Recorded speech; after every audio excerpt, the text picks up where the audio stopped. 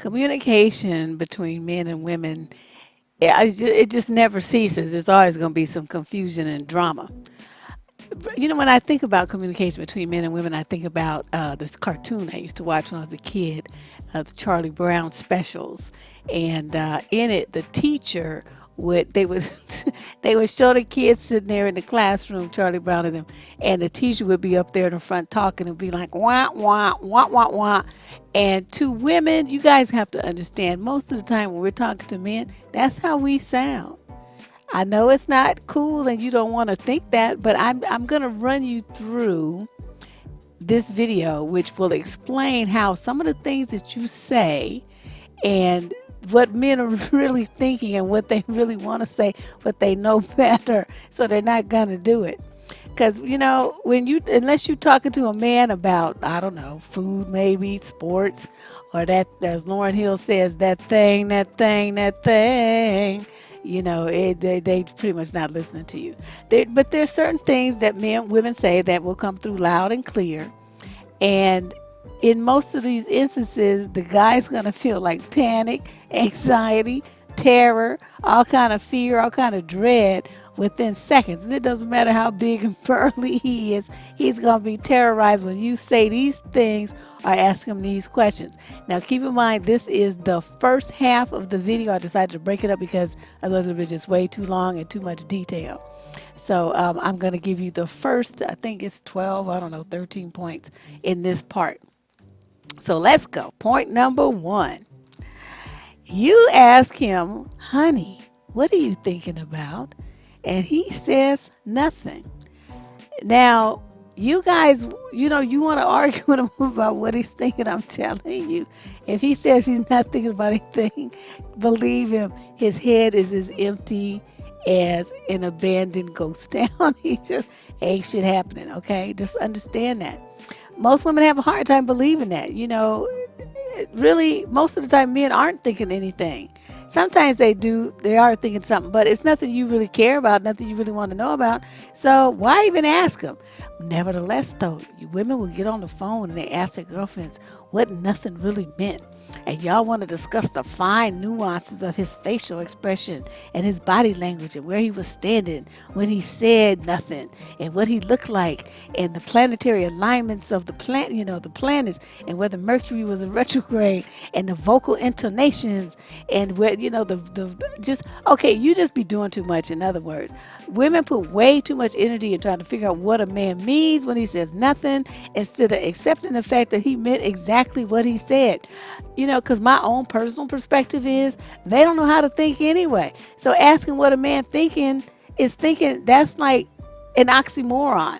Thinking, men, same sentence? No. Okay, point number 2. You say, you spend more time with your friends than you do with me. And he just looking at you, but in his mind, he's thinking, and and there you are getting all bent out of shape. Men are really, they have this delusion that all the work that they need to do in getting a relationship, securing a relationship, getting you to fall in love with them and be with them and all that, means that once they do that thing, that they can coast the rest of their lives. That's what they all think. This is one reason why so many of them get broadsided when you pack up and walk out the door after you complain to him over and over again, we never spend any time together. It somehow, that phrase just doesn't sink into them. They don't really seem to understand that their energy and their time is required over a consistent, it needs to be consistent over a period of time in order to maintain the relationship as a happy one.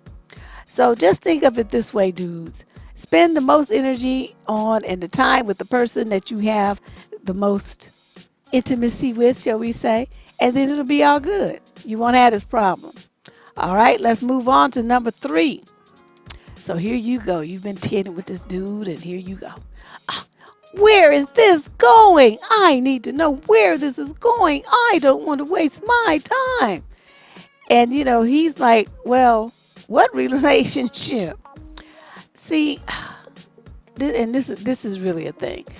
Men, they don't really feel the need to assign a label to what they're doing with you Whereas women want to have like a person in their life that is in like a little box with a little name tag on it. You want to have platonic friend, you want to have boyfriend, you want a fiance, you want to have husband, you want to have ex. You only give men one of them five choices, and that's kind of difficult. I mean, can you all slow down? Just let the relationship unfold a little bit. If you're the kind of woman that gets too attached too quickly, and so that you need to feel like you need to have all this commitment and stuff, then don't sleep with these dudes. Just spend time with them. That's how you protect your heart.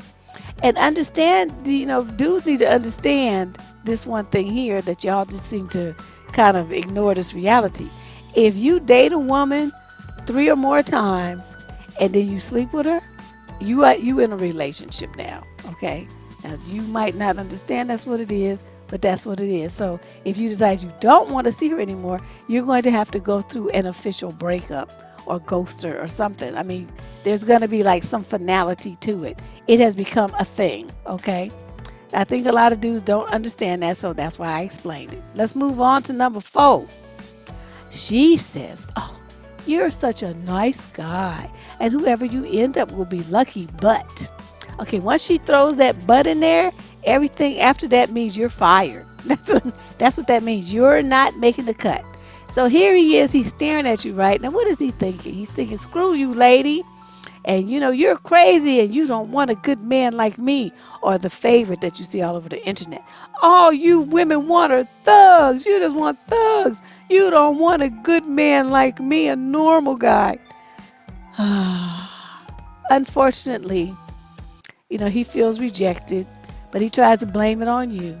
You do need to understand that just like women, for a relationship to jump off, there has to be, not only some gentlemanly behaviors and great potential that she sees in you, but there has to be some strong chemistry. Come on, we need that attraction just like you do. If a woman rejects your advances, it means that she just don't feel it. She's not feeling you like that. There's no heat. There's no magnetism. There's no passion about you to make her want to feel like, you're the man that she wants to be in love with. It's not there. You just have to understand that. Chalk it up to experience. Don't take it personally. You just didn't do it for her.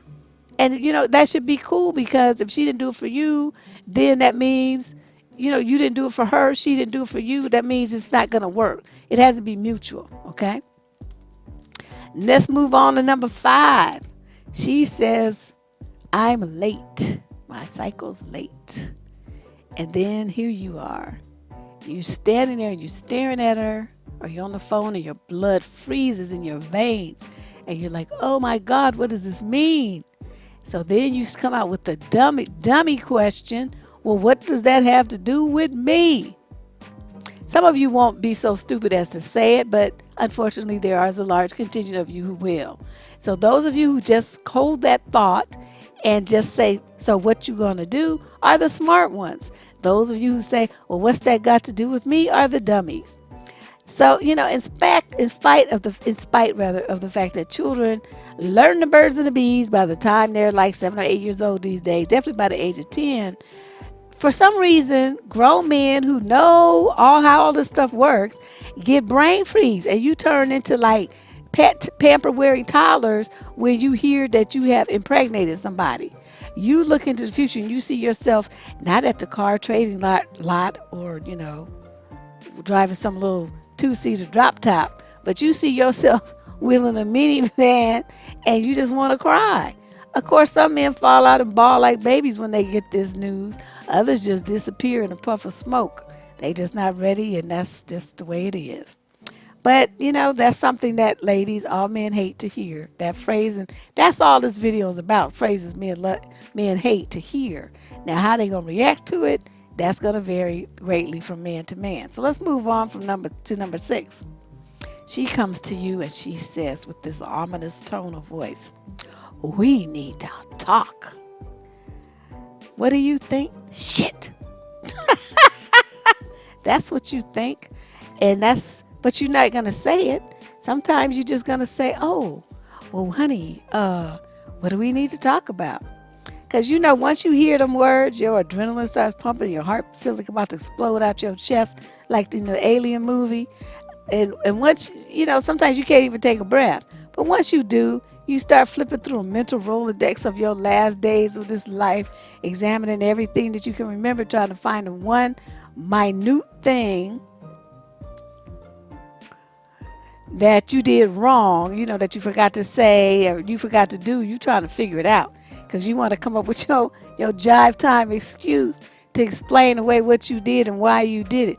Ladies, come on now. Just, kind of relax a little bit.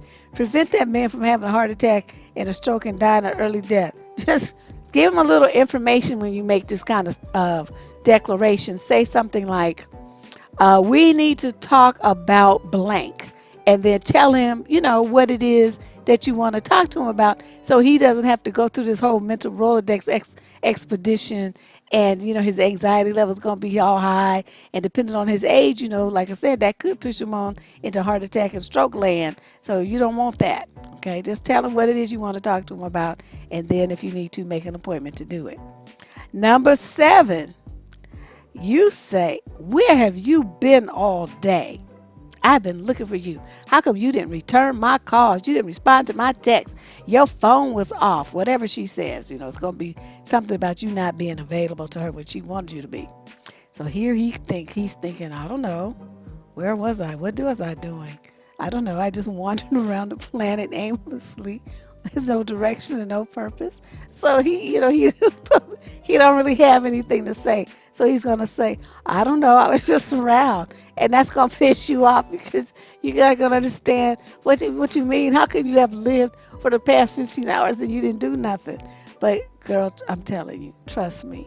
Some of them do that. They just BS around the whole day. So when you ask him, where were you and what did you do? I mean, he's been like 900 different places, seen 800 different people, and said 800 different lines of nonsense. He doesn't know where he was or what he did all day. He was just around, okay? That's just how it was. So, but the dudes understand, when a woman asks you that kind of question, well, she wants to have a conversation with you. She wants to, to feel close to you, to bond with you, for you to share your day with her in detail. But men know that requires like a play-by-play description of his every move, a regurgitation of full sentence conversations like, and then I said, and then he said, and then I said, and then the wind blew, and then a seagull flew by, and then I said, and then he said. And dudes aren't trying to do all that, but that's what women want. They want that kind of full disclosure. They want to know every morsel of food you ate and every sip of drink you put in your mouth, and they want an accountant-like tally of every dime you spent over the course of the day and where you spending what you bought. So dudes decide, knowing all of that, the experienced man, he's a mature dude. He's been around the block a time or two. He knows how women are. So he is just going to decide it's easier to be vague and give some old jive time monkey answer and, just get you off his case. But you have to admit, though, even when he does give that answer, I don't know, I was just around, he technically did answer your question, okay? I just want to put that out there. Question number 8. You say, dang, you got some little feet. Don't know what dude want to hear that because they know what that means. He's thinking, oh no, oh shit. Okay, because women, there's a lot of women out here, because this is how I heard it. They believe that a man's foot size is directly proportionate to the size of his Johnson. So a guy with a size 12, 13, 15 shoe is assumed to be packing some major gear. Okay? Then women have been known to examine the length and thickness of a man's arm for that same reason, as well as the size of his hands, the length of his fingers. Do these beliefs have any validity? I don't know. You on your own with that. But dudes know that's what you do. So when you tell a dude that he has little feet, he gonna know that's what you're thinking, and it's gonna distress him greatly. Let's move on to number 9. You say, well, my mom, my sister, my auntie, my best friend, said, and he's gonna be sitting there staring at you, seething, because in his mind he's gonna be thinking, well, why are they all up in my business? Why are you telling them our personal affairs? He may say that, he may not. He may just give you that look. But, this statement, you got to understand, ladies, this statement sends men's minds into a spiral because they want to believe that their relationship and everything that happens in it and everything that happens in their household is confidential. And he's going to be sitting there, like when your friends come over now, he's going to be sitting there looking at them, wondering how much these women know and just how embarrassed he needs to be prepare himself to be at the next social gathering. Because you done mouthed off. You done told everything. You shouldn't have been telling everything. But I want to just alert men that most women have loose lips. So, dude, if your wife has close friends, that especially if she's been friends with them for years and years and years, whenever you see those women or you see her, certain close family members, you can bet they know at least 75% of the stupid shit you said and the mean things that you did. That's her perception, not yours. How you look when you do the wild thing, and these ladies have given their input on every single argument that the two of you have had since 12 BC. Just understand that's how it is. Okay? Don't expect nothing different. You might be pleasantly surprised, but as long as you expect the worst, chances are, you won't be disappointed. Let's move on to number 10. So, your lady says, don't get mad. But, okay, once they say don't get mad, but it's some nonsense coming after the but. But in this one, we're going to limit it to something about your car. So we're going to say, but something happened to your car. She's driving your car and you sitting up there thinking, oh God, no, not my baby.